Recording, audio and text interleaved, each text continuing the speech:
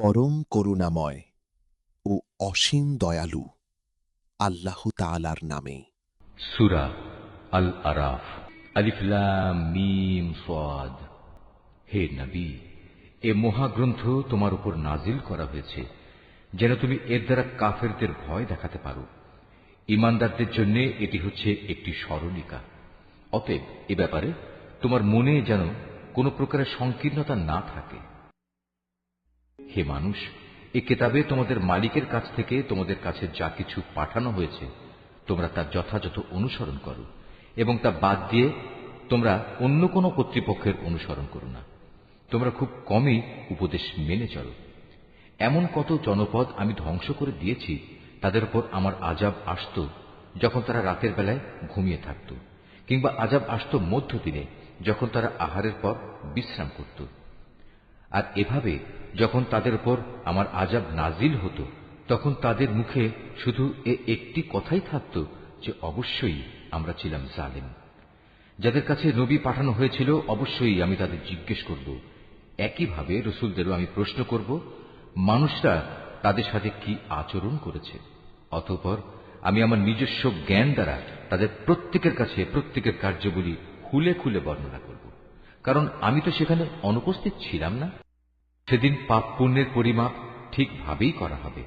সেদিন যাদের নেকি ওজনের পাল্লায় ভারী হবে তারাই সফল হবে, আর যাদের পাল্লা সেদিন হালকা হবে তারা হচ্ছে এমন সব লোক যারা নিজেরাই নিজেদের ক্ষতি সাধন করেছে, কারণ এরা দুনিয়ার জীবনে আমার আয়াতসমূহ নিয়ে বাড়াবাড়ি করত।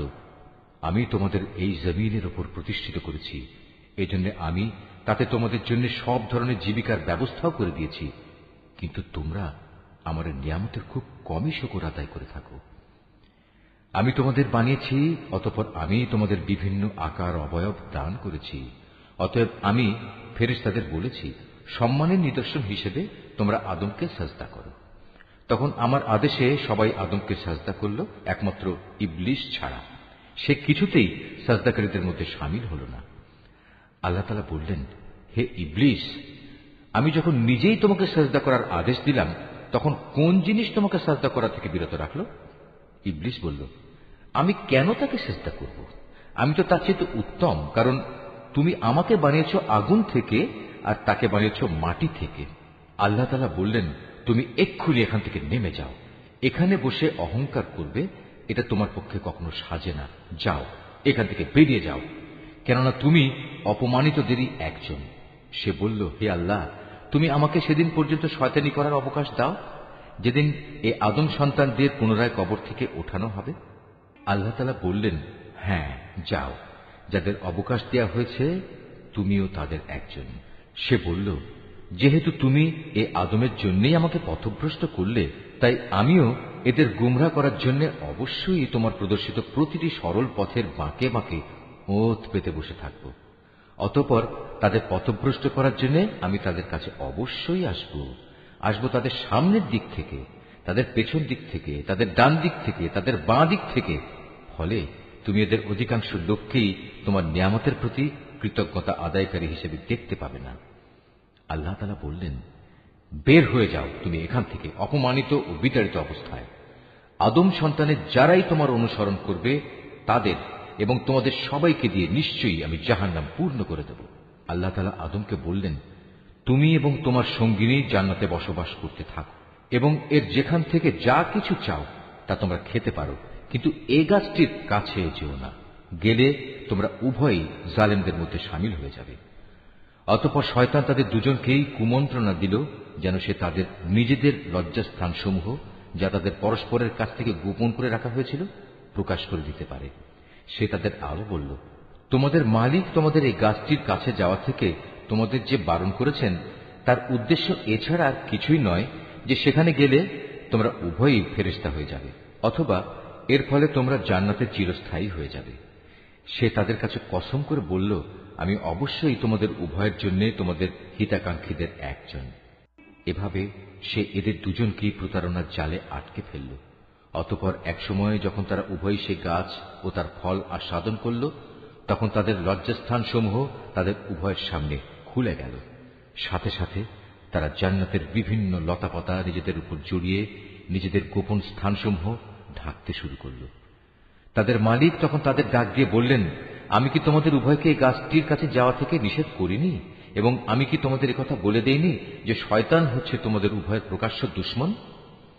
নিজেদের ভুল বুঝতে পেরে তারা দুজনেই বলে উঠল, হে আমাদের মালিক, আমরা আমাদের নিজেদের উপর জুলুম করেছি।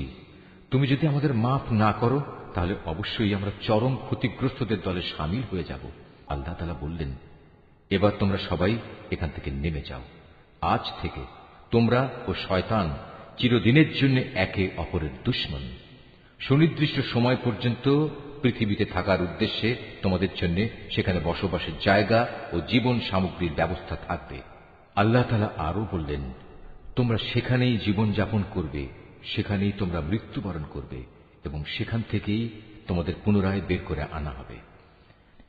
হে আদম সন্তানরা, আমি তোমাদের উপর পোশাক সংক্রান্ত বিধান পাঠিয়েছি, যাতে করে এর দ্বারা তোমরা তোমাদের গোপন স্থানসমূহ ঢেকে রাখতে পারো এবং নিজেদের সৌন্দর্যও ফুটিয়ে তুলতে পারো।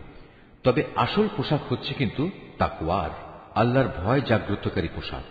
আর এটা হচ্ছে উত্তম পোশাক এবং এটা আল্লাহর নিদর্শনসমূহেরও একটি অংশ। এর উদ্দেশ্য হচ্ছে যাতে করে মানুষরা এর থেকে শিক্ষা গ্রহণ করতে পারে। হে আদমের সন্তানরা, শয়তান যেভাবে তোমাদের পিতামাতাকে জান্নাত থেকে বের করে দিয়েছে, তেমনি করে তোমাদেরও সে যেন প্রতারিত করতে না পারে।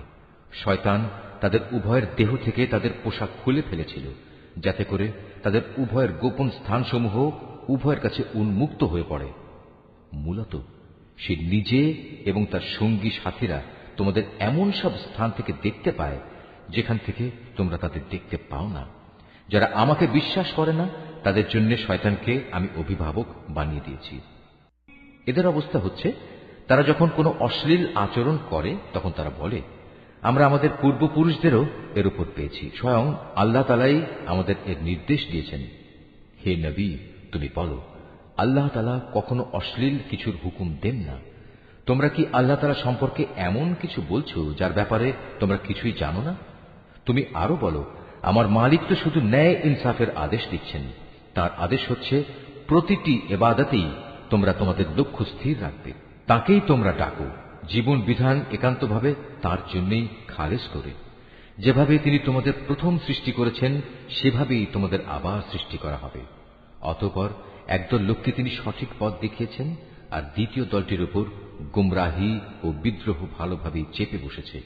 এরাই পরবর্তী পর্যায়ে আল্লাহ তাআলাকে বাদ দিয়ে শয়তানদের নিজেদের অভিভাবক বানিয়ে নিয়েছে। এ সত্ত্বেও তারা নিজেদের সঠিক পথের উপর মনে করে। হে আদম সন্তানরা, তোমরা প্রতিটি ইবাদতের সময়ই তোমাদের সৌন্দর্য মণ্ডিত পোশাক গ্রহণ করো, তোমরা খাও এবং পান করো, তবে কোনো অবস্থাতেই অপচয় করো না, কেননা আল্লাহ তাআলা অপচয়কারীদের কখনো পছন্দ করেন না। হে নবী, তুমি বলো, আল্লাহ তাআলার দয়া সৌন্দর্য মণ্ডিত পোশাক এবং পাক পবিত্র জিনিস খাবার খাওয়া তোমাদের জন্য কে হারাম করেছে? এগুলো তো আল্লাহ তাআলা স্বয়ং নিজেই তার বান্দাদের জন্য বের করে এনেছেন। তুমি বলো, এগুলো হচ্ছে সাধারণত পার্থিব পাওনা, কিন্তু কিয়ামতের দিন বিশেষভাবে এগুলো ঈমানদারদের জন্য নির্দিষ্ট থাকবে। এভাবেই আমি জ্ঞানী সমাজের জন্য আমার আয়াতসমূহ খুলে খুলে বর্ণনা করি। তুমি এদের বলো, হ্যাঁ, আমার মালিক যা কিছু হারাম করেছেন তা হচ্ছে যাবতীয় প্রকাশ্য ও অপ্রকাশ্য অশ্লীল কাজ এবং গুনাহ ও অন্যায়ভাবে বাড়াবাড়ি করা। তিনি আরো হারাম করেছেন আল্লাহর সাথে অন্য কাউকে শরীক করা, যার ব্যাপারে তিনি কখনো কোনো সনদ নাজিল করেননি, এবং আল্লাহ তাআলা সম্পর্কে তোমাদের এমন সব বাজে কথা বলা যার ব্যাপারে তোমাদের কোনোই জ্ঞান নেই। প্রত্যেক জাতির জন্যই তার উত্থান পতনের একটি সুনির্দিষ্ট মেয়াদ রয়েছে। যখন তাদের সে মেয়াদ আসবে তখন তারা এক দণ্ড বিলম্বও করবে না, তেমনি তারা এক মুহূর্ত এগিয়েও আসবে না। হে আদম সন্তানরা, শুরুতেই আমি তোমাদের বলেছিলাম, যখনই তোমাদের কাছে তোমাদের মধ্যে থেকে এমন কোন রসুল আসবে যারা তোমাদের কাছে আমার আয়াত পড়ে শোনাবে, তখন যারা সে অনুযায়ী আমাকে ভয় করবে এবং নিজেদের সংশোধন করে নেবে তাদের কোনোই ভয় থাকবে না, তারা কখনো দুশ্চিন্তাগ্রস্তও হবে না। আর যারা আমার আয়াতসমূহকে মিথ্যা প্রতিপন্ন করবে এবং বড়াই করে এর সত্য থেকে মুখ ফিরিয়ে নেবে, তারাই হবে জাহান্নামের অধিবাসী, সেখানে তারা চিরদিন অবস্থান করবে। যে ব্যক্তি আল্লাহ তাআলা সম্পর্কে মিথ্যা রচনা করে কিংবা তার আয়াতকে মিথ্যা সাব্যস্ত করে, তার চাইতে বড় জালেম আর কে? এরা হচ্ছে সেসব ব্যক্তি যারা কেতাবে বর্ণিত দুর্ভোগের তাদের নিজেদের অংশ পেতে থাকবে। এমনি ভাবে তাদের মৃত্যুর সময় তাদের কাছে আমার ফেরেশতারা যখন এসে হাজির হবে, তখন ফেরেশতারা বলবে, বলো তারা এখন কোথায় যাদের তোমরা আল্লাহ তাআলার বদলে ডাকতে? তারা বলবে, আজ তারা আমাদের ছেড়ে সরে গেছে। তারা সেদিন সবাই নিজেদের বিরুদ্ধে সাক্ষ্য দেবে, তারা সত্যি কাফির ছিল। আল্লাহ তাআলা বলবেন, তোমাদের আগে যেসব মানুষের দল, জিনের দল গত হয়ে গেছে, তাদের সাথে তোমরাও আজ সবাই জাহান্নামের আগুনে ঢুকে পড়ো। এমনি করে যখন এক একটি জনগোষ্ঠী জাহান্নামে দাখিল হতে থাকবে, তখন তারা তাদের আদর্শগত ভাই বোনদের উপর লানত দিতে থাকবে। এভাবে লানত দিতে দিতে যখন সবাই সেখানে গিয়ে একত্র হবে, তখন তাদের শেষের দলটি পূর্ববর্তী দলের ব্যাপারে বলবে, হে আমাদের মালিক, এরাই হচ্ছে সেসব লোক যারা আমাদের গোমরা করেছিল, তুমি এদের জাহান্নামের শাস্তি দ্বিগুণ করে দাও। আল্লাহ তাআলা বলবেন, আজ তোমাদের প্রত্যেককেই দ্বিগুণ শাস্তি দেওয়া হবে, কিন্তু তোমরা তো অনুধাবনই করতে না।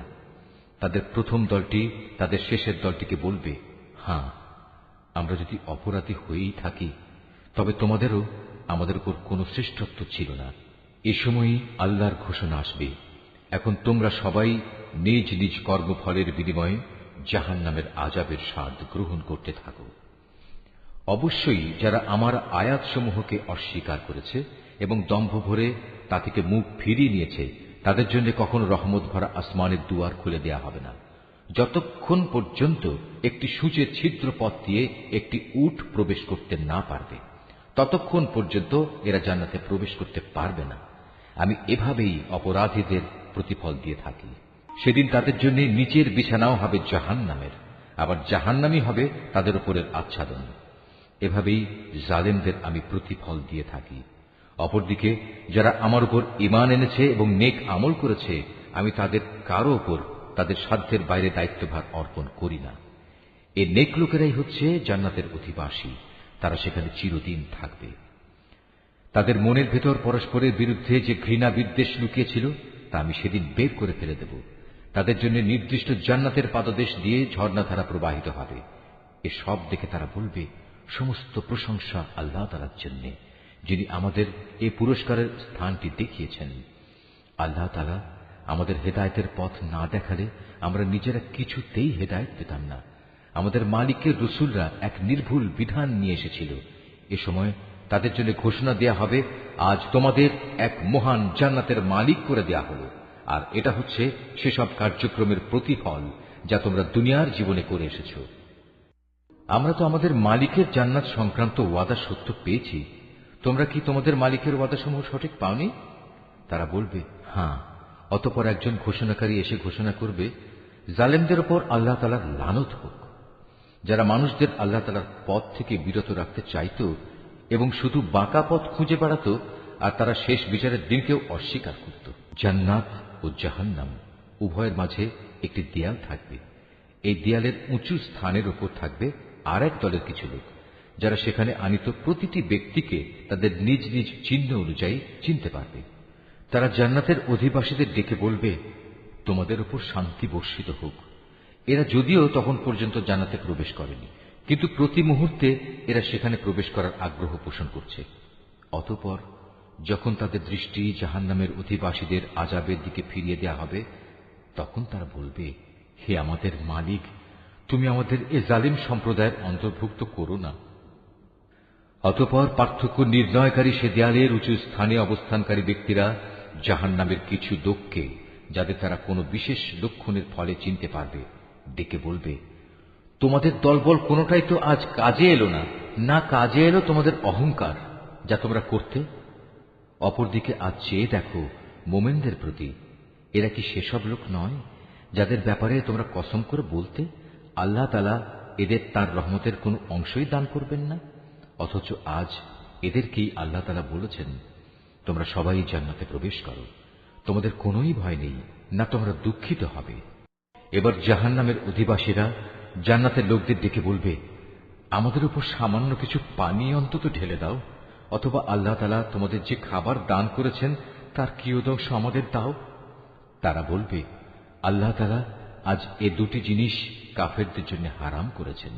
যারা দিনকে খেল তামাশায় পরিণত করে রেখেছিল এবং পার্থিব জীবন তাদের প্রতারণার জালে আটকে রেখেছিল, তাদের আজ আমি ঠিক সেভাবেই ভুলে যাব যেভাবে তারা আমার সামনাসামনি হওয়ার এই দিনটিকে ভুলে গেছে এবং আমার আয়াতসমূহ অস্বীকার করেছে। আমি তাদের কাছে এমন একটি কেতাব পৌঁছে দিয়েছিলাম যা আমি বিশদ জ্ঞান দ্বারা সমৃদ্ধ করে বর্ণনা করেছি। যারা এর ওপর ঈমান আনবে, এ কেতাব হবে তাদের জন্য সুস্পষ্ট হেদায়েত ও রহমত। এরা কি চূড়ান্ত কোনো পরিণামের জন্য অপেক্ষা করছে, যেদিন সত্যি সত্যি সে পরিণাম তাদের কাছে আসবে? সেদিন যারা ইতিপূর্বে এ দিনটিকে ভুলে গিয়েছিল তারা বলবে, অবশ্যই আমাদের মালিকের পক্ষ থেকে আমাদের রাসূলরা এদিনের সত্য প্রতিশ্রুতি নিয়েই এসেছিল। আমাদের জন্য আজ কোনো সুপারিশকারী কি আছে যারা আমাদের পক্ষে আল্লাহর কাছে কিছু বলবে? অথবা এমন কি হবে যে আমাদের পুনরায় দুনিয়ায় ফিরিয়ে দেয়া হবে, যাতে আমরা সেখানে গিয়ে ভিন্ন ধরনের কিছু করে আসতে পারি যা আমরা আগে কখনো করিনি? মূলত এরাই হচ্ছে সেসব লোক যারা নিজেরা নিজেদের ক্ষতি সাধন করেছে এবং দুনিয়ায় তারা যা কিছু মিথ্যা রচনা করত তাও তাদের কাছ থেকে আজ হারিয়ে গেছে। অবশ্যই তোমাদের মালিক আল্লাহ তাআলা, যিনি 6 দিনে আসমান সমূহ ও জমিন সৃষ্টি করেছেন, অতঃপর তিনি আরশের উপর অধিষ্ঠিত হন।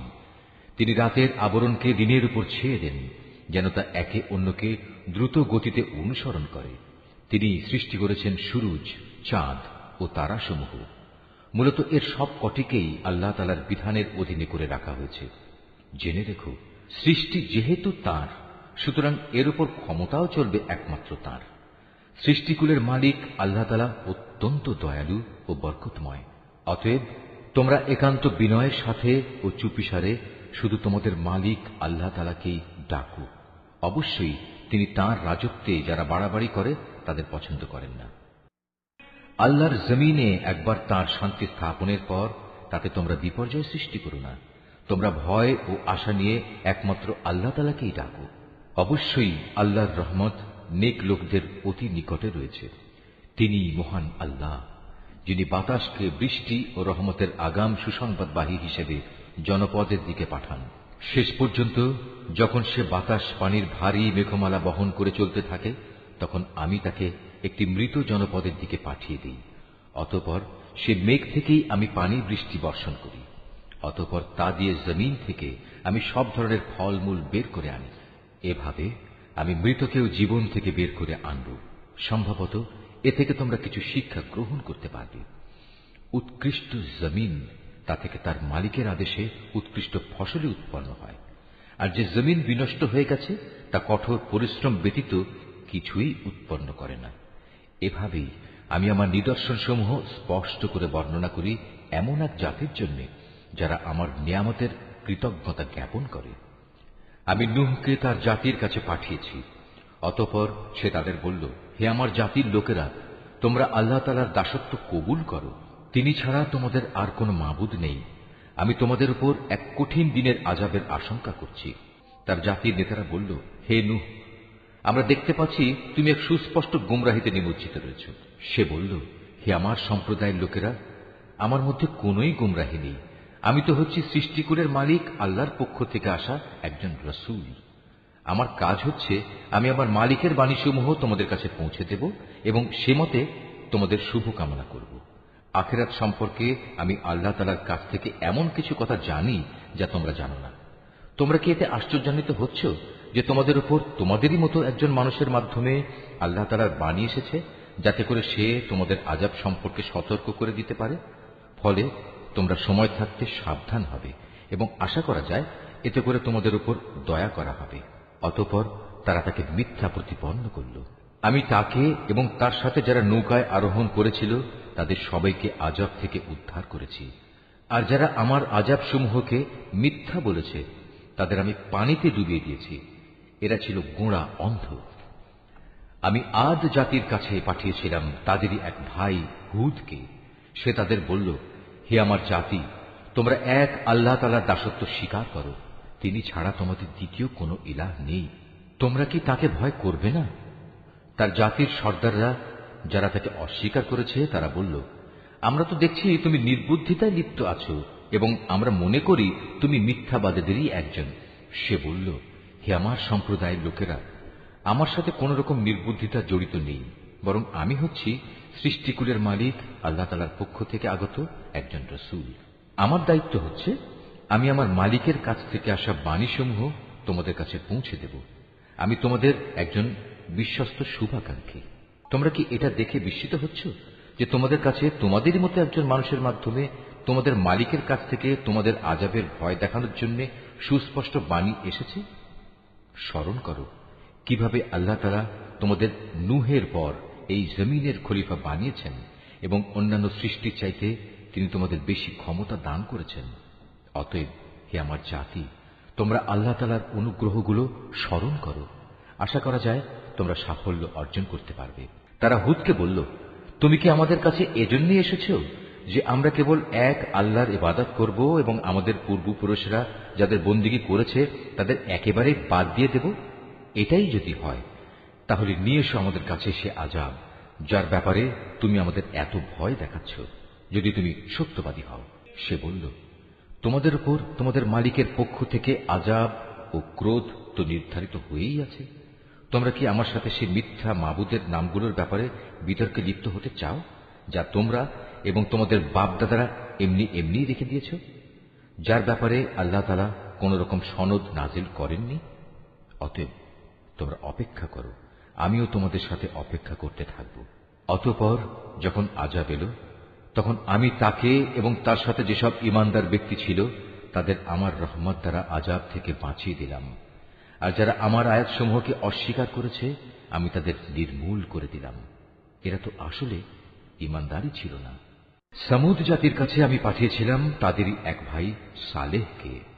সে এসে বলল, হে আমার জাতি, তোমরা এক আল্লাহ তাআলার বন্দেগী করো, তিনি ছাড়া তোমাদের আর কোনো ইলাহ নেই। তোমাদের কাছে তোমাদের মালিকের কাছ থেকে সুস্পষ্ট প্রমাণ এসে হাজির হয়েছে, আর তোমাদের জন্য এ হচ্ছে আল্লাহর উষ্ট্রি। একে তোমরা ছেড়ে দাও যেন তা আল্লাহ তাআলার জমিনে বিচরণ করে খেতে পারে। তোমরা তাকে কোনো খারাপ মতলবে স্পর্শ করো না, তাহলে আল্লাহর পক্ষ থেকে কঠোর আযাব এসে তোমাদের পাকড়াও করবে। স্মরণ করো যখন আল্লাহ তাআলা আদ জাতির পর তোমাদের দুনিয়ার খলিফা বানিয়েছিলেন এবং আল্লাহ তাআলার জমিনে তিনি তোমাদের প্রতিষ্ঠা দান করেছেন, যার ফলে তোমরা এর সমতল ভূমি থেকে মাটি নিয়ে তা দিয়ে প্রাসাদ বানাচ্ছ, আর পাহাড়ের গা কেটে কেটে নিজেদের ঘরবাড়ি তৈরি করতে পারছ। অতএব তোমরা আল্লাহ তাআলার এসব জ্ঞান ও প্রকৌশল সংক্রান্ত নিয়ামত স্মরণ করো এবং কোনো অবস্থায় আল্লাহ তাআলার জমিনে বিপর্যয় ঘটিও না। তার জাতির সেসব নেতৃস্থানীয় লোক যারা নিজেদের গৌরবের বড়াই করে বেড়াত, অপেক্ষাকৃত দুর্বল শ্রেণীর লোকদের যারা তাদের মধ্যে থেকে তার উপর ঈমান এনেছে, বলল, তোমরা কি সত্যি জানো সালেহ আল্লাহ তাআলার পাঠানো একজন রাসূল? তারা বলল, হ্যাঁ, তার উপর যে বাণী পাঠানো হয়েছে আমরা তা বিশ্বাস করি। অতঃপর সে অহংকারী লোকেরা বলল, তোমরা যা কিছুতে বিশ্বাস করো আমরা তা অস্বীকার করি। অতএব তারা উষ্ট্রিটিকে মেরে ফেলল এবং এর দ্বারা তারা তাদের মালিকের নির্দেশের স্পষ্ট বিরোধিতা করল এবং তারা বলল, হে সালেহ, আমরা তো উষ্ট্রিটিকে মেরে ফেললাম, যদি তুমি সত্যিই রাসূল হয়ে থাকো তাহলে সে আযাব নিয়ে এসো যার ওয়াদা তুমি আমাদের দিচ্ছ। অতঃপর এক প্রলয়ঙ্কারী ভূমিকম্প তাদের গ্রাস করে ফেলল, ফলে তারা নিজেদের ঘরেই মুখ থুবড়ে পড়ে রইল। অতঃপর সে তাদের কাছ থেকে অন্যদিকে চলে গেল এবং সে নিজের জাতিকে বলল, আমি আমার মালিকের সতর্ক বাণী তোমাদের কাছে পৌঁছে দিয়েছিলাম এবং তোমাদের জন্য কল্যাণও কামনা করেছিলাম, কিন্তু তোমরা তো কোনো কল্যাণকামীদের পছন্দই করো না। আমি লূতকেও পাঠিয়েছিলাম যখন সে তার জাতিকে বলেছিল, তোমরা এমন এক অশ্লীলতার কাজ করছো যা তোমাদের আগে সৃষ্টিকুলের আর কেউ কখনো করেনি। তোমরা যৌন তৃপ্তির জন্য নারীদের বাদ দিয়ে পুরুষদের কাছে যাও। আসলে তোমরা হচ্ছে এক সীমা লঙ্ঘনকারী জাতি। তার জাতির কাছে তখন একথা বলা ছাড়া আর কোনো জবাবই ছিল না যে সবাই মিলে তাদের তোমাদের জনপদ থেকে বের করে দাও, কেননা এরা হচ্ছে কতিপয় পাক পবিত্র মানুষ। অতঃপর যখন আমার আযাব এলো তখন আমি তাকে এবং তার পরিবার পরিজনকে উদ্ধার করলাম, তার স্ত্রীকে ছাড়া। সে আযাবে কবলিত হয়ে পেছনের লোকদের মধ্যে শামিল থেকে গেল। আমি তাদের উপর প্রচন্ড আযাবের বৃষ্টি বর্ষণ করতে থাকলাম। সুতরাং তুমি ভালো করে চেয়ে দেখো অপরাধী ব্যক্তিদের পরিণাম সেদিন কি ভয়াবহ হয়েছিল। আর মদিয়ানবাসীদের কাছে আমি পাঠিয়েছিলাম তাদেরই এক ভাই শোয়েবকে। সে তাদের বলল, হে আমার জাতি, তোমরা এক আল্লাহ তাআলার বন্দেগী করো, তিনি ছাড়া তোমাদের আর কোনো ইলাহ নেই। তোমাদের কাছে তোমাদের মালিকের পক্ষ থেকে সুস্পষ্ট নিদর্শন এসে গেছে, অতএব তোমরা সে মোতাবেক ঠিক ঠিক মতো পরিমাপ ও ওজন করবে। মানুষদের দেওয়ার সময় কখনো কম দিয়ে তাদের ক্ষতিগ্রস্ত করো না। আল্লাহ তাআলার এ জমিনে শান্তি ও সংস্কার স্থাপিত হওয়ার পর তাতে তোমরা পুনরায় বিপর্যয় সৃষ্টি করো না। তোমরা যদি আল্লাহ তাআলার উপর ঈমান আনো তাহলে এটাই তোমাদের জন্য কল্যাণকর। প্রতিটি রাস্তায় তোমরা এজন্য বসে থেকো না যে তোমরা লোকদের ভীত সন্ত্রস্ত করবে, এবং যারা ঈমান এনেছে তাদের তোমরা আল্লাহ তাআলার পথ থেকে বিরত রাখবে, আর সব সময় অহেতুক দোষ ত্রুটি খুঁজতে থাকবে। স্মরণ করে দেখো, যখন তোমরা সংখ্যায় ছিলে নিতান্ত কম, অতঃপর আল্লাহ তোমাদের সংখ্যা বাড়িয়ে দিলেন। অতএব তোমরা পুনরায় চেয়ে দেখো বিপর্যয় সৃষ্টিকারীদের পরিণাম কি হয়েছিল। আমাকে যে বাণী দিয়ে পাঠানো হয়েছে তার উপর কোনো একটি জনগোষ্ঠী যদি ঈমান আনে আর একটি দল যদি তার উপর আদৌ ঈমান না আনে, তাহলে আল্লাহর কি ক্ষতি হবে? অতঃপর তোমরা ধৈর্য ধারণ করো যতক্ষণ না আল্লাহ তাআলা নিজেই আমাদের মাঝে একটা ফয়সালা করে দেন। তিনিই হচ্ছেন উত্তম ফয়সালাকারী। তার সম্প্রদায়ের কিছু নেতৃস্থানীয় লোক যারা বড়াই অহংকার করছিল বলল, হে শোয়েব, আমরা অবশ্যই তোমাকে এবং তোমার সাথে যারা ঈমান এনেছে তাদের আমাদের জনপদ থেকে বের করে দেব, অথবা তোমাদের আমাদের জাতিতে ফিরে আসতে হবে। সে বলল, যদি আমরা ইচ্ছুক না হই তাহলেও কি তাই হবে? সেখান থেকে আল্লাহ তাআলা আমাদের একবার মুক্তি দেওয়ার পর যদি আমরা আবার তোমাদের জীবনাদর্শে ফিরে আসি, তাহলে আমরা পরিষ্কারভাবে আল্লাহ তাআলার উপর মিথ্যা আরোপ করব। আমাদের পক্ষে এটা কখনো সম্ভব নয় যে আমরা সেখানে ফিরে আসব। হ্যাঁ, আমাদের মালিক যদি আমাদের ব্যাপারে অন্য কিছু চান তাহলে এটা ভিন্ন কথা। অবশ্যই আমাদের মালিকের জ্ঞান সব কিছুর উপর ছেয়ে আছে। আমরা একান্তভাবে আল্লাহ তাআলার উপর নির্ভর করি এবং আমরা বলি, হে আমাদের মালিক, আমাদের এবং আমাদের জাতির মাঝে তুমি সঠিক একটা ফয়সালা করে দাও, কারণ তুমি হচ্ছ সর্বোত্তম ফয়সালাকারী। তার জাতির নেতৃস্থানীয় লোক যারা আল্লাহ তাআলার নবীকে অস্বীকার করেছে, তারা সে জাতির সাধারণ মানুষদের বলল, তোমরা যদি শোয়েবের অনুসরণ করো তাহলে তোমরা খুবই ক্ষতিগ্রস্ত হবে। নবীর কথা অমান্য করার কারণে একটা প্রচন্ড ভূকম্পন এসে তাদের নির্মমভাবে আঘাত করল, আর দেখতে দেখতে তারা সবাই তাদের নিজ নিজ ঘরেই মুখ থুবড়ে পড়ে থাকল।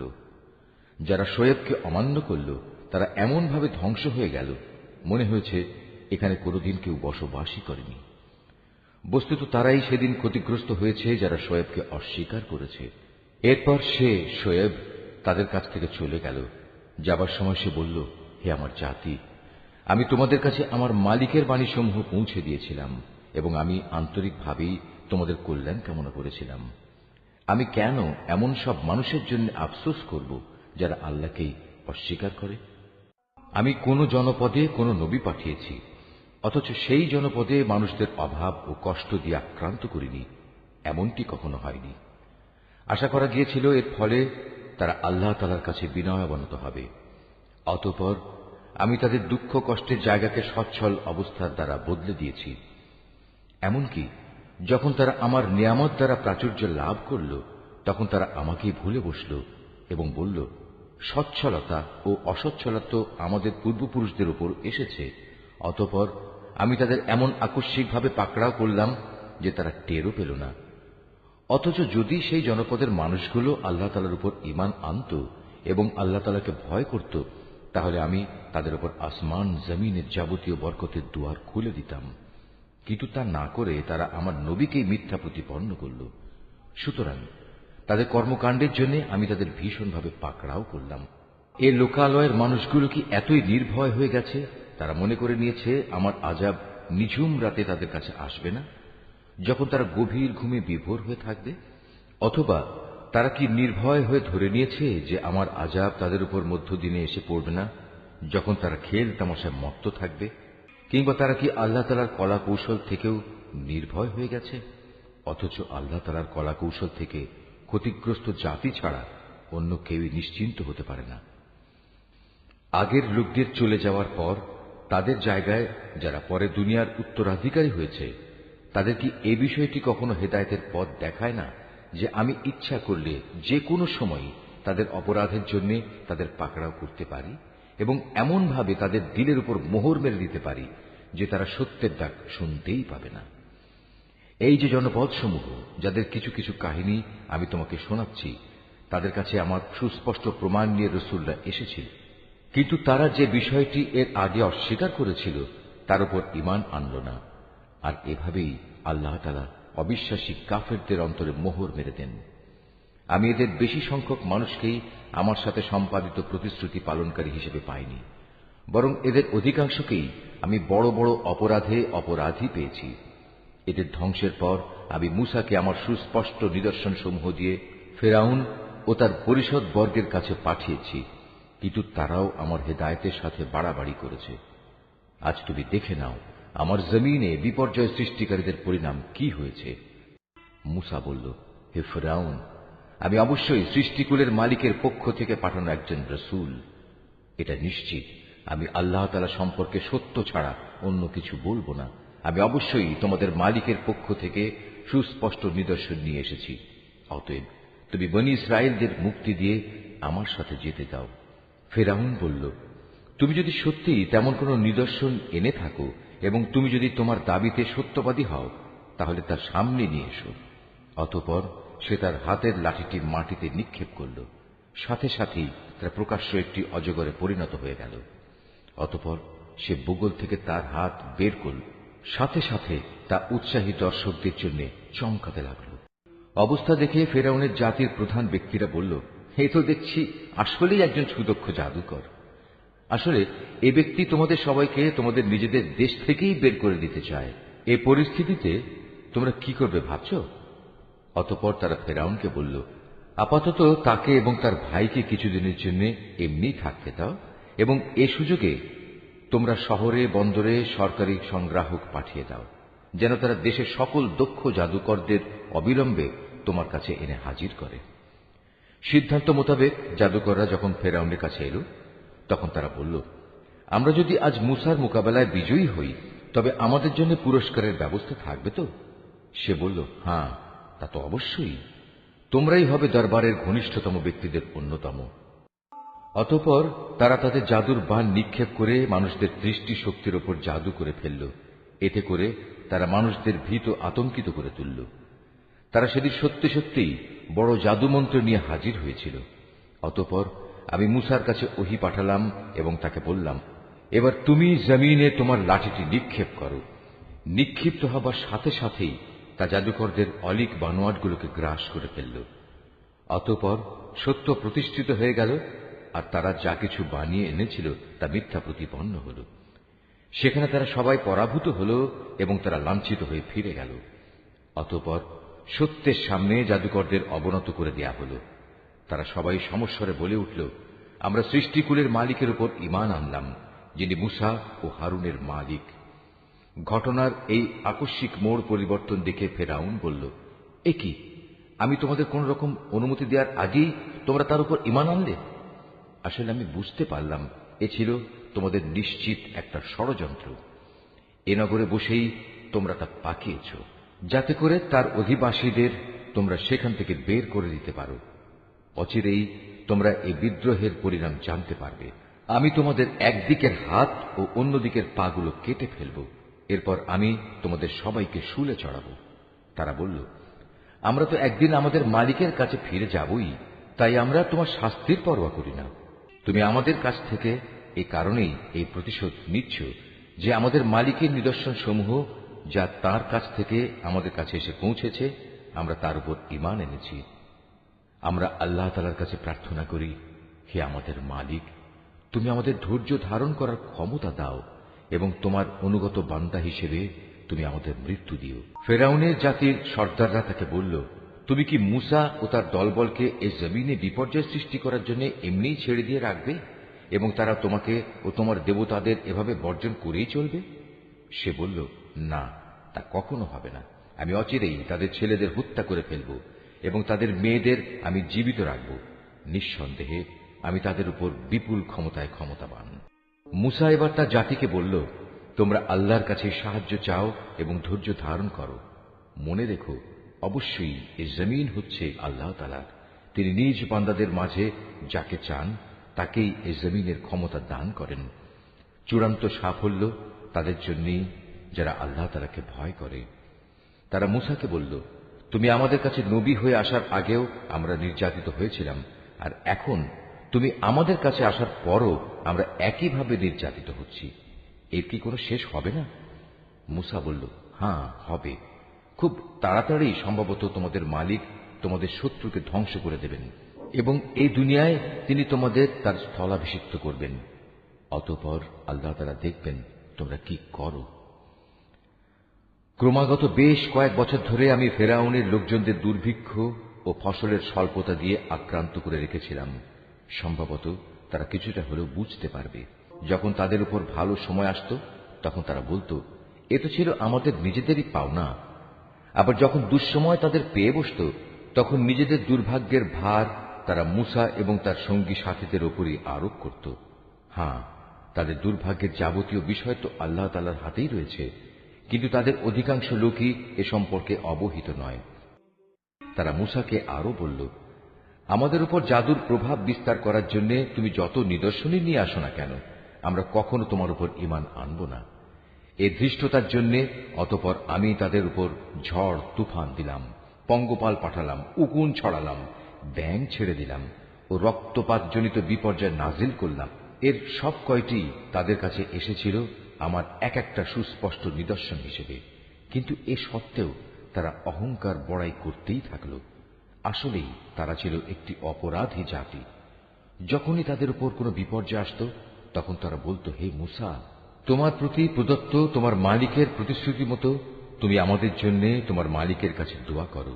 যদি এবারের মতো আমাদের উপর থেকে এ বিপদ দূর করে দাও, তাহলে অবশ্যই আমরা তোমার উপর ঈমান আনব এবং বনী ইসরায়েলদেরও তোমার সাথে যেতে দেব।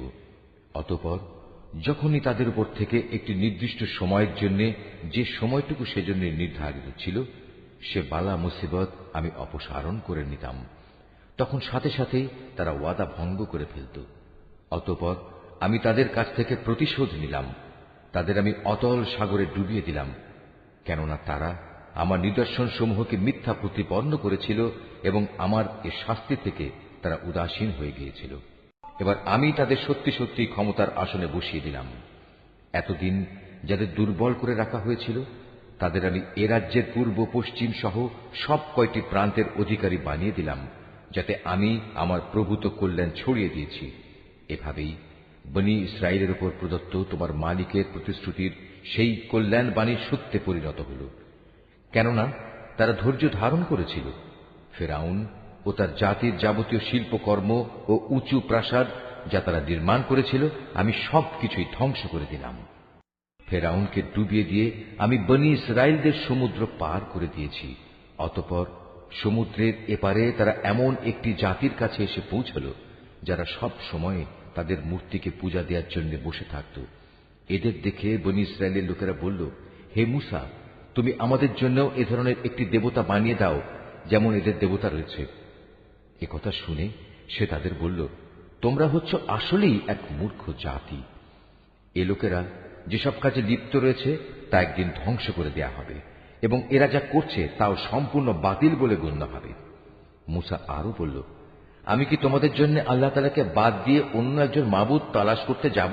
অথচ এই আল্লাহ তাআলাই তোমাদের দুনিয়ার সব কিছুর উপর শ্রেষ্ঠত্ব প্রদান করেছেন। তাছাড়া তোমাদের সে সময়ের কথা স্মরণ করা উচিত যখন আমি তোমাদের ফেরাউনের লোকজনদের কাছ থেকে মুক্ত করেছিলাম। তারা তোমাদের মর্মান্তিক শাস্তি দিত, তারা তোমাদের পুত্র সন্তানদের হত্যা করত আর তোমাদের মেয়েদের তারা জীবিত ছেড়ে দিত। এতে তোমাদের জন্য তোমাদের পরওয়ারদিগারের পক্ষ থেকে এক মহা পরীক্ষা নিহিত ছিল। মুসাকে আমার কাছে ডাকার জন্য আমি 30টি রাত নির্ধারণ করে দিয়েছিলাম, পরে তাতে আরো 10 মিলিয়ে তাকে পূর্ণ করেছি। এভাবেই তার জন্য তার মালিকের নির্ধারিত সময় 40 রাতের মেয়াদ পূর্ণ হয়ে গেল। যাত্রার প্রাক্কালে মুসা তার ভাই হারুনকে বলল, আমার অবর্তমানে আমার লোকদের মাঝে তুমি আমার প্রতিনিধিত্ব করবে, তাদের প্রয়োজনীয় সংশোধনও করবে, কখনো বিশৃঙ্খলা সৃষ্টিকারীদের কথা মতো চলবে না।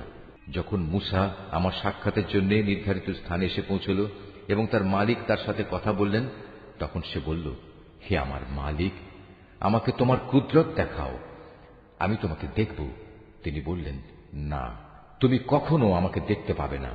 তুমি বরং অনতি দূরের পাহাড়টির দিকে তাকিয়ে দেখো, যদি আমার নূর দেখার পর পাহাড়টি স্বস্থানে স্থির হয়ে দাঁড়িয়ে থাকতে পারে, তাহলে তুমি অবশ্যই সেখানে আমায় দেখতে পাবে। অতঃপর যখন তার মালিক পাহাড়ের উপর স্বীয় জ্যোতি নিক্ষেপ করলেন, তখন তা পাহাড়কে চূর্ণ বিচূর্ণ করে দিল। সাথে সাথেই মূসা বেহুশ হয়ে গেল। পরে যখন সে সংজ্ঞা ফিরে পেল, তখন সে বলল, মহাপবিত্রতা তোমার, হে আল্লাহ, আমি তোমার কাছে তওবা করছি, আর তোমার উপর ঈমান আনায়নকারীদের মধ্যে আমি হতে চাই প্রথম। আল্লাহ তাআলা বললেন, হে মূসা, আমি মানুষের মাঝ থেকে তোমাকে আমার নবুয়ত ও আমার সাথে বাক্যালাপের মর্যাদা দিয়ে বাছাই করে নিয়েছি। অতএব আমি তোমাকে হেদায়েতের যা কিছু বাণী দিয়েছি তা নিষ্ঠার সাথে গ্রহণ করো, এবং এজন্য তুমি আমার কৃতজ্ঞতা আদায় করো। এই ফলকের মধ্যে আমি তার জন্য সর্ববিষয়ের উপদেশমালা ও সবকিছুর বিস্তারিত বিবরণ লিখে দিলাম। অতএব একে শক্ত করে আঁকড়ে ধরো এবং তোমার জাতির লোকদের বলো, তারা যেন এর উৎকৃষ্ট অংশ গ্রহণ করে। অচিরেই আমি তোমাদের সেসব ধ্বংসপ্রাপ্ত বিদ্রোহীদের আস্তানা দেখাবো। অচিরেই আমি সেসব মানুষদের দৃষ্টি আমার এসব নিদর্শন থেকে ভিন্ন দিকে ফিরিয়ে দেব, যারা পৃথিবীতে অন্যায়ভাবে বাহাদুরি করে বেড়ায়। আসলে এ লোকেরা যদি অতীত ধ্বংসাবশেষের সব কয়টি চিহ্ন দেখতে পায়, তবু তারা তার উপর ঈমান আনবে না। যদি তারা সঠিক পথ দেখতেও পায়, তবু তারা পথকে পথ বলে গ্রহণ করবে না। যদি এর কোথাও কোনো বাঁকা পথ তারা দেখতে পায়, তাহলে তাকেই অনুসরণযোগ্য পথ হিসেবে গ্রহণ করবে। এটা এ কারণে যে তারা আমার আয়াতসমূহকে মিথ্যা সাব্যস্ত করেছে, আর এই আযাব থেকেও তারা ছিল উদাসীন। যারা আমার আয়াতসমূহ ও পরকালে আমার সামনাসামনি হওয়ার বিষয়কে অস্বীকার করবে, তাদের সব কার্যকলাপই বিনষ্ট হয়ে যাবে, আর তারা এই দুনিয়ায় যা কিছু করবে তাদের তেমনি প্রতিফল দেয়া হবে। মূসার জাতির লোকেরা তার তুর পর্বতে গমনের পর নিজেদের অলংকার দিয়ে একটি গোবাছুর বানিয়ে দিল। তা ছিল জীবনবিহীন একটি দেহ, যার আওয়াজ ছিল শুধু গরুর হাম্বারম। এ লোকেরা কি দেখতে পায় না যে সে দেহটি তাদের সাথে কোনো কথা বলে না, না সেটি তাদের কোনো পথের দিশা দেয়? কিন্তু এ সত্ত্বেও তারা সেটিকে মাবুদ বলে গ্রহণ করল। তারা ছিল আসলেই জালেম। অতঃপর যখন তারা অনুতপ্ত হল এবং নিজেরা এটা দেখতে পেল যে তারা আসলেই গুমরাহ হয়ে গেছে, তখন তারা বলল, আমাদের মালিক যদি আমাদের উপর দয়া না করেন এবং গোবাছুরকে মাবুদ বানানোর জন্য যদি তিনি আমাদের ক্ষমা না করেন, তাহলে আমরা নিশ্চিত ধ্বংস হয়ে যাব। কিছুদিন পর মূসা যখন ক্রুদ্ধ ও ক্ষুব্ধ হয়ে নিজের লোকজনদের কাছে ফিরে এলো, তখন সে এসব কথা শুনে বলল, আমার তুর পর্বতে যাওয়ার পর তোমরা কি জঘন্য কাজই না করেছ? তোমরা কি তোমাদের মালিকের কাছ থেকে কোনো পরিষ্কার আদেশ আসার আগেই তোমাদের মালিকের আদেশের ব্যাপারে তাড়াহুড়া শুরু করলে? রাগে ক্ষোভে সে ফলকগুলো ফেলে দিল এবং তার ভাইয়ের মাথার চুল ধরে তাকে নিজের দিকে টেনে আনল। মূসাকে লক্ষ্য করে সে বলল, হে আমার মায়ের ছেলে সহোদর ভাই, এ জাতির লোকগুলো আমাকে দুর্বল করে দিতে চেয়েছিল। তারা এক পর্যায়ে আমাকে তো মেরেই ফেলতে চেয়েছিল। তুমি আমার সাথে এমন কোনো আচরণ করো না যা শত্রুদের আনন্দিত করে, আর তুমি আমাকে কখনো জালেম সম্প্রদায়ের অন্তর্ভুক্ত করো না। সে মূসা বলল, হে আমার মালিক, আমাকে ও আমার ভাইকে তুমি মাফ করে দাও এবং তুমি আমাদের তোমার রহমতের মধ্যে দাখিল করে নাও। তুমি সবচেয়ে বড় দয়াবান। আল্লাহ তাআলা মূসাকে বললেন, হ্যাঁ, যেসব লোক গরুর বাছুরকে মাবুদ বানিয়েছে, অচিরেই তাদের উপর তাদের মালিকের পক্ষ থেকে গজব আসবে, আর দুনিয়ার জীবনেও তাদের উপর আসবে অপমান এবং লাঞ্ছনা। আল্লাহ তাআলার নামে মিথ্যা কথা রটনাকারীদের আমি এভাবেই শাস্তি দিয়ে থাকি। যেসব লোক অন্যায় কাজ করেছে, এরপর তারা তওবা করেছে এবং যথাযথ ঈমান এনেছে, নিশ্চয়ই এই যথার্থ তওবার পর তোমার মালিক ক্ষমাশীল ও পরম দয়ালু হিসেবে তাদের সাথে আচরণ করবেন। পরে যখন মূসার ক্রোধ কিছুটা প্রশমিত হল, তখন সে তাওরাতের ফলকগুলো তুলে নিল। তার পাতায় হেদায়েত ও রহমত সম্বলিত কথাবার্তা লিখিত ছিল এমন সব লোকের জন্য যারা তাদের মালিককে ভয় করে। মুসা তার সম্প্রদায়ের মধ্যে থেকে এবার ৭০ জন লোককে আমার প্রতিশ্রুতির সময়ে সমবেত হওয়ার জন্য বাছাই করে নিল। তখন এক প্রচন্ড ভূকম্পন এসে তাদের আক্রমণ করল। মুসা বলল, হে আমার মালিক, তুমি চাইলে তাদের সবাইকে ও আমাকে আগেই ধ্বংস করে দিতে পারতে। আজ আমাদের মধ্যেকার কয়েকটি নির্বোধ মানুষ যে আচরণ করেছে তার জন্য তুমি কি আমাদের সবাইকে ধ্বংস করে দেবে? অথচ এ ব্যাপারটা তোমার একটা পরীক্ষা ছাড়া আর কিছুই নয়। এ পরীক্ষা দিয়ে যাকে চাও তাকে তুমি বিপদগামী করো, আবার যাকে চাও তাকে সঠিক পথও তো দেখাও। তুমি হচ্ছে আমাদের অভিভাবক, অতএব তুমি আমাদের ক্ষমা করে দাও, আমাদের উপর তুমি দয়া করো, কেননা তুমি হচ্ছে সর্বশ্রেষ্ঠ ক্ষমার আধার। তুমি আমাদের জন্য ইহকাল ও পরকালের কল্যাণ লিখে দাও। হেদায়েতের জন্য আমরা তোমার দিকেই প্রত্যাবর্তন করছি। আল্লাহ তাআলা বললেন, হ্যাঁ, আমার শাস্তি আমি যাকে ইচ্ছা তাকেই দেই, আর আমার দয়া তো আসমান জমিনের সব কয়টি জিনিসকেই পরিবেষ্টন করে রেখেছে। আমি অবশ্যই তা লিখে দেব এমন লোকদের জন্য যারা আল্লাহ তাআলাকে ভয় করে, যারা যাকাত আদায় করে, সর্বোপরি যারা আমার আয়াতসমূহের উপর ঈমান আনে, যারা এই বার্তাবাহক নিরক্ষর রসুলের অনুসরণ করে চলে, যার উল্লেখ তাদের কিতাব তাওরাত ও ইনজিলেও তারা দেখতে পায়। যে নবী তাদের ভালো কাজের আদেশ দেয়, মন্দ কাজ থেকে বিরত রাখে, যে তাদের জন্য যাবতীয় পাক জিনিসকে হালাল ও নাপাক জিনিসসমূহকে তাদের উপর হারাম ঘোষণা করে, তাদের ঘাড় থেকে মানুষের গোলামির যে বোঝা ছিল তা সে নামিয়ে দেয়, এবং মানুষের চাপানো যেসব বন্ধন তাদের গলার উপর ঝুলানো ছিল তা সে খুলে ফেলে। অতএব যারা তাঁর উপর ঈমান আনে, যারা তাকে সাহায্য সহযোগিতা করে, সর্বোপরি তার সাথে কোরআনের যে আলো পাঠানো হয়েছে তার অনুসরণ করে, তারাই হচ্ছে সফলকাম। হে মুহাম্মদ, তুমি বলো, হে মানুষ, আমি তোমাদের সবার কাছে আল্লাহ তাআলার রসূল হিসেবে এসেছি। আল্লাহ তাআলা আকাশমণ্ডল ও পৃথিবীর সার্বভৌমত্বের একচ্ছত্র মালিক। তিনি ছাড়া আর কোনো মাবুদ নেই। তিনি জীবন দান করেন, তিনি মৃত্যু ঘটান। অতএব তোমরা সেই মহান আল্লাহ তাআলার উপর ঈমান আনো, তার বার্তাবাহক নিরক্ষর রসুলের উপরও তোমরা ঈমান আনো, যে রসুল নিজেও আল্লাহ তাআলা ও তাঁর বাণীতে বিশ্বাস করে, এবং তোমরা তাকে অনুসরণ করো। আশা করা যায় তোমরা সঠিক পথের সন্ধান পাবে। মুসার জাতির মধ্যে এমন ধরনের কিছু লোকও আছে যারা অন্যদের সত্যের পথ দেখায় এবং নিজেরাও অনুরূপ ইনসাফ করে। আমি তাদের 12টি গোত্রে ভাগ করে তাদের স্বতন্ত্র দলে পরিণত করে দিয়েছি। মুসার সম্প্রদায়ের লোকেরা যখন তার কাছে পানি চাইল, তখন আমি মুসার প্রতি ওহী পাঠালাম, তুমি তোমার হাতের লাঠি দ্বারা পাথরে আঘাত করো। অতঃপর তা থেকে 12টি ঝর্ণাধারা উদ্ভূত হল। প্রত্যেক দল তাদের নিজেদের পানি পান করার স্থান চিনে নিল। আমি তাদের উপর মেঘের ছায়াও বিস্তার করে দিলাম। তাদের কাছে মান ও সালওয়া নামক এক উৎকৃষ্ট খাবার পাঠালাম। তাদের আমি এও বললাম, তোমাদের আমি যেসব পবিত্র জিনিস দান করেছি তা তোমরা খাও। আমার কৃতজ্ঞতা আদায় না করে তারা আমার উপর কোনো জুলুম করেনি, বরং তারা নিজেরাই নিজেদের উপর জুলুম করেছে। সে সময় কথাও স্মরণ করো যখন তাদের বলা হয়েছিল, তোমরা এই জনপদে গিয়ে বসবাস করো এবং সেখান থেকে যা কিছু চাও তোমরা আহার করো, এবং বলো, হে মালিক, আমরা তোমার কাছে ক্ষমা চাই। আর যখনই সেই জনপদের দ্বার পথ দিয়ে ভেতরে প্রবেশ করবে, তখন সাজদাবনত অবস্থায় প্রবেশ করবে। আমি তোমাদের গুনাহসমূহ মাফ করে দেব। আমি উত্তম লোকদের সব সময় কিছু অতিরিক্ত দান করি। কিন্তু তাদের মধ্যে যারা জালিম ছিল, তারা তাদের যা করতে বলা হয়েছিল তা সম্পূর্ণ বদলে দিয়ে ভিন্ন কথা বলল। তাই আমিও তাদের এই জুলুমের শাস্তি হিসেবে তাদের উপর আসমান থেকে আযাব পাঠালাম। তাদের কাছ থেকে সেই জনপদের কথা জিজ্ঞেস করো যা ছিল সাগরের পাড়ে অবস্থিত, যখন সেখানকার মানুষরা শনিবারে আল্লাহ তাআলার বেঁধে দেয়া সীমা লঙ্ঘন করত। আসলে শনিবারেই সাগরের মাছগুলো তাদের কাছে উঁচু হয়ে পানির উপরিভাগে ভেসে আসত, এবং শনিবার ছাড়া অন্য কোনো দিন তা আসত না। বস্তুত তাদের অবাধ্যতার কারণেই আমি তাদের অনুরূপ পরীক্ষা নিচ্ছিলাম। আরো স্মরণ করো যখন তাদের একদল লোক এও বলছিল, তোমরা এমন একটি দলকে কেন উপদেশ দিতে যাচ্ছ যাদের আল্লাহ তাআলা ধ্বংস করতে যাচ্ছেন, অথবা গুনাহের জন্য আল্লাহ তাআলা যাদের কঠোর শাস্তি দিতে যাচ্ছেন। তারা বলল, এটা হচ্ছে তোমাদের মালিকের দরবারে নিজেদের একটা ওজর পেশ করা যে আমরা উপদেশ দিয়েছি, এবং হতে পারে তারা এর ফলে সাবধান হবে।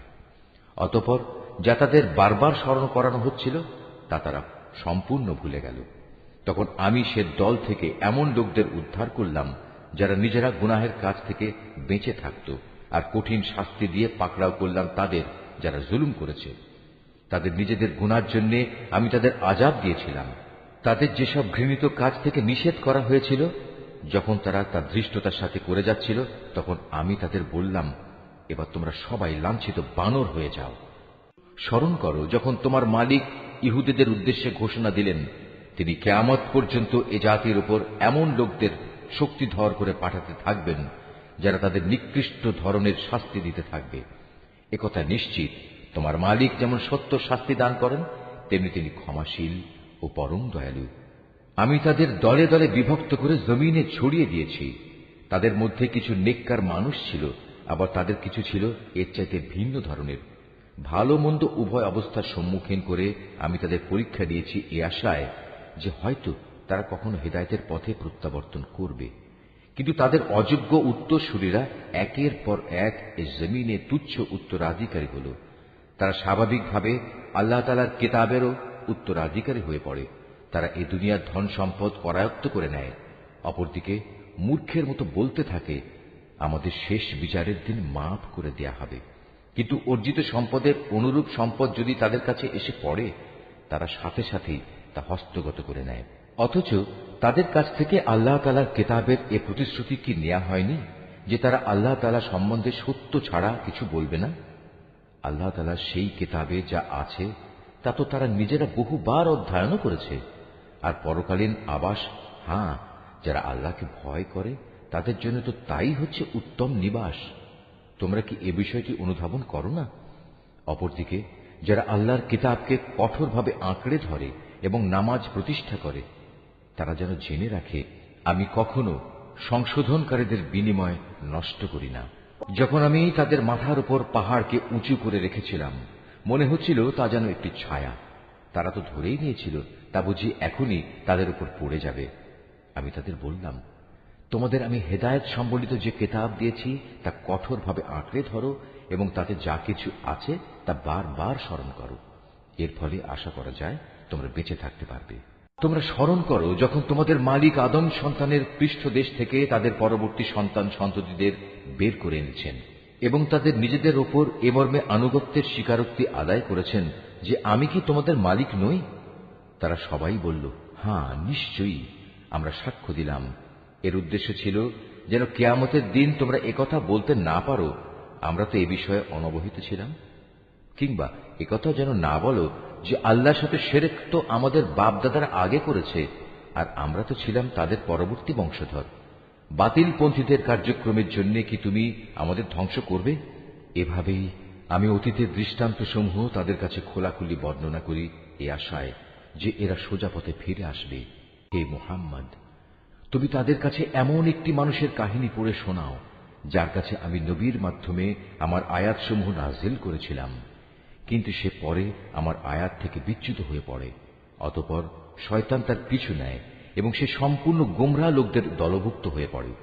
অথচ আমি চাইলে তাকে এই আয়াতসমূহ দ্বারা উচ্চ মর্যাদা দান করতে পারতাম, কিন্তু সে তো ঊর্ধ্বমুখী আসমানের বদলে নিম্নমুখী জমিনের প্রতি আসক্ত হয়ে পড়ে এবং পার্থিব কামনা বাসনার অনুসরণ করে। অতঃপর তার উদাহরণ হচ্ছে কুকুরের উদাহরণের মতো। যদি তুমি তাকে দৌড়াতে থাকো, তবু সে জিহ্বা বের করে হাঁপাতে থাকে, আবার তোমরা সেটিকে ছেড়ে দিলেও জিহ্বা ঝুলিয়ে হাঁপাতে থাকে। এ হচ্ছে তাদের দৃষ্টান্ত যারা আমার আয়াতসমূহ অস্বীকার করে। এ কাহিনীগুলো তাদের তুমি পড়ে শোনাও, হয়তোবা তারা চিন্তা গবেষণা করবে। যে সম্প্রদায়ের লোকেরা আমার নিদর্শনসমূহ মিথ্যা সাব্যস্ত করে, তারা নিজেরাই নিজেদের উপর জুলুম করে আসছে।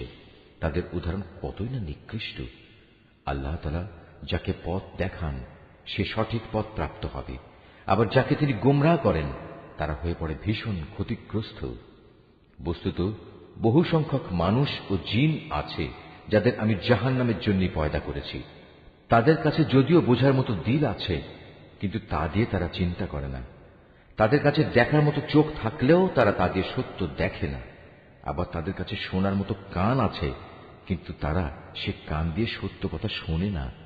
আসলে এরা হচ্ছে জন্তু জানোয়ারের মতো, এবং কোন কোন ক্ষেত্রে তাদের চাইতেও এরা বেশি বিভ্রান্ত। এসব লোকেরা দারুণ উদাসীন। আল্লাহ তাআলার জন্যেই যাবতীয় সুন্দর নামসমূহ নিবেদিত রয়েছে। অতএব তোমরা সেসব ভালো নামেই তাকে ডাকো এবং সেসব লোকের কথা ছেড়ে দাও যারা তার নামে বিকৃতি ঘটায়। যা কিছু তারা দুনিয়া জীবনে করে এসেছে, অচিরেই তার যথাযথ ফল তারা পাবে। আমি যাদের সৃষ্টি করেছি সে মানুষ ও জিনদের মাঝে আবার এমন একটি দল আছে যারা মানুষকে সঠিক পথের দিকে ডাকে এবং সে মতে নিজেরাও নিজেদের জীবনে ইনসাফ কায়েম করে।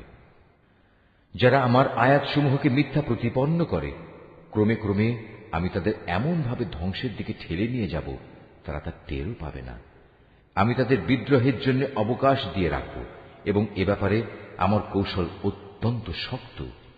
তারা কি কখনো চিন্তা করে দেখে না যে তাদের সাথী মুহাম্মদ কোনো পাগল নয়, সে তো হচ্ছে আযাবের একজন সুস্পষ্ট সতর্ককারী মাত্র।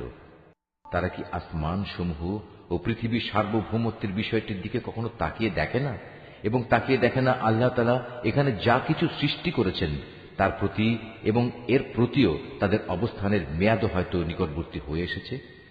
এরপর আর কোন কথা আছে যা বললে এরা ঈমান আনবে?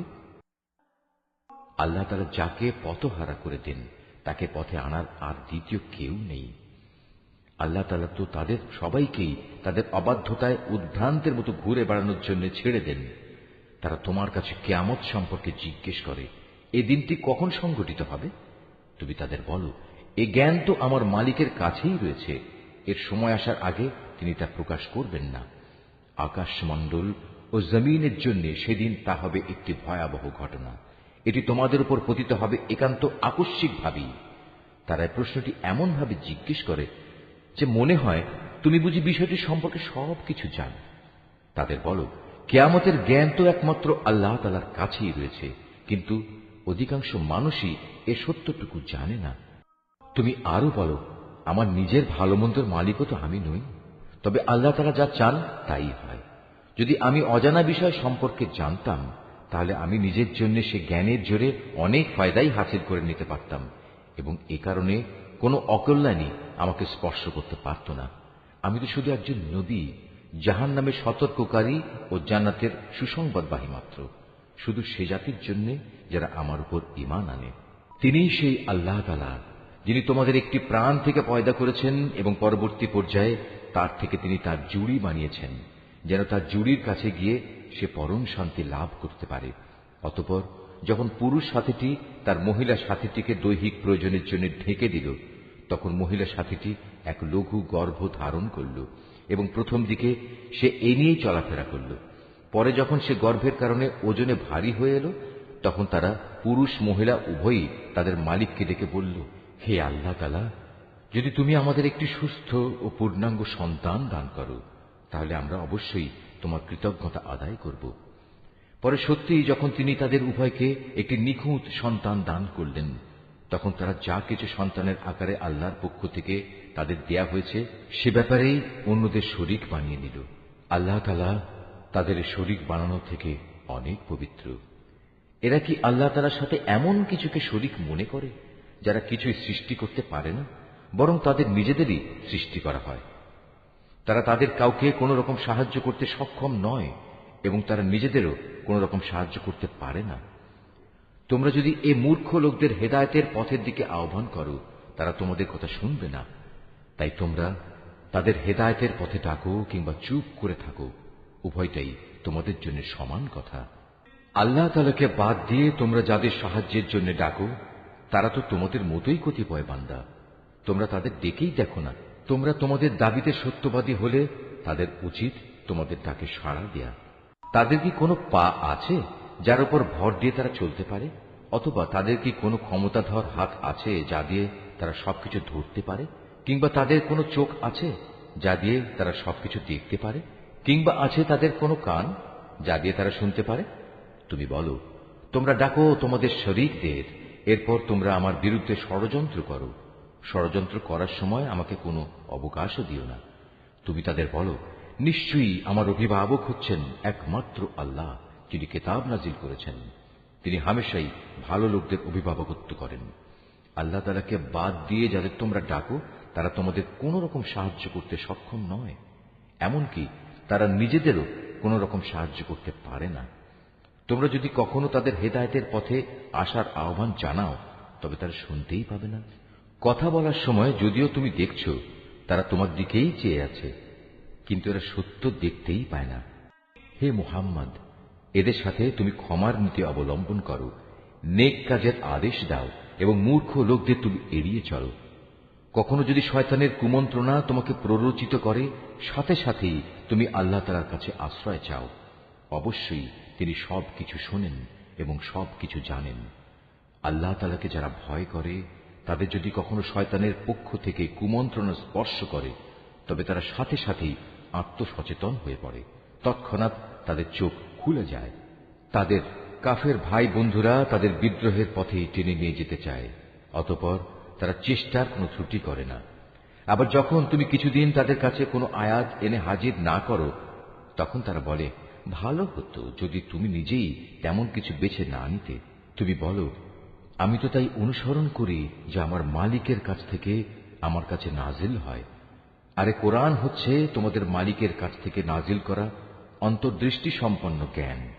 যারা ঈমান এনেছে এ কিতাব তাদের জন্য হেদায়েত ও রহমত। যখন তোমার সামনে কোরআন তেলাওয়াত করা হয় তখন মনোযোগের সাথে তা শোনো এবং নিশ্চুপ থাকো। আশা করা যায় এর ফলে তোমাদের উপর দয়া করা হবে। হে নবী, তোমার মালিককে স্মরণ করো মনে মনে, সকাল সন্ধ্যায় সবিনয়ে এবং সশঙ্ক চিত্তে। অনুচ্চ স্বরের কথাবার্তা দিয়েও তাকে তুমি স্মরণ করো, কখনো তার স্মরণ থেকে গাফেল হয়েও না।